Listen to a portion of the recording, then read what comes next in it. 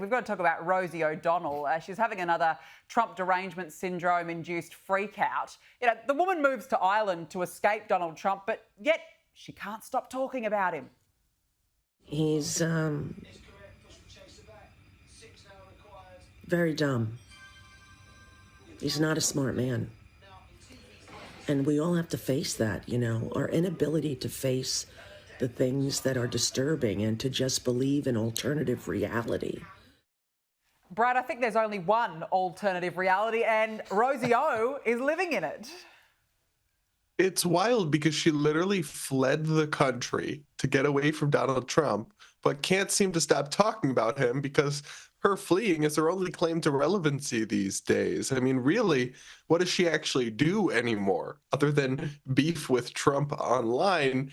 And it's funny because she is saying that Trump is detached from reality. But do you know one of the reasons that Rosie ODonnell cites that she fled away out of America? Because of her non-binary child. Now, let's be clear. A non-binary child is kind of like a vegan cat. We all know who's really making the decision, and it's not the child and it's not the cat. And a non-binary child is also not a thing. People are male or female or very rare. There's intersex conditions, but non-binary is not real. And so she's promoting incoherent and absurd ideologies on her children while claiming Donald Trump is out of touch with reality, even though she's so deranged by politics, she fled the country. It's beyond parody, honestly.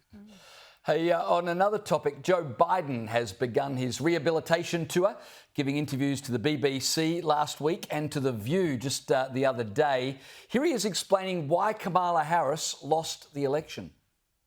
I've never seen quite as successful and a consistent campaign undercutting the notion that a woman couldn't lead the country and a woman of mixed race. Yeah. Brad, he seems to think Trump only won because they demonised Kamala Harris on the basis she was a woman and coloured. Your thoughts? My thoughts are that that's absurd, and his brain really has gone to mush because, look, I covered the campaign closely, and the things that were highlighted about Kamala Harris nonstop were her connection to the Biden administration and its pretty poor record on things like the border and inflation, her very real history of radicalism, her positions on everything from taxpayer-funded transgender surgeries for inmates and illegal immigrants and beyond.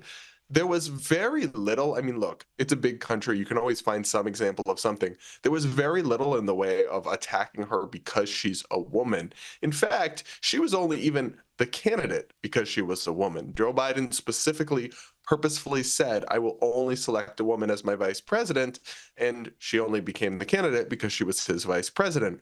So the victim narrative and the invocation of identity politics is a lazy crutch at this point, meant to deflect away from how actually bad the Democratic Party is at basic politics these days. Yeah, and I just don't know why Joe Biden's dusted himself off suddenly and is doing some sort of, as we said, rehabilitation tour. Go back to your knitting.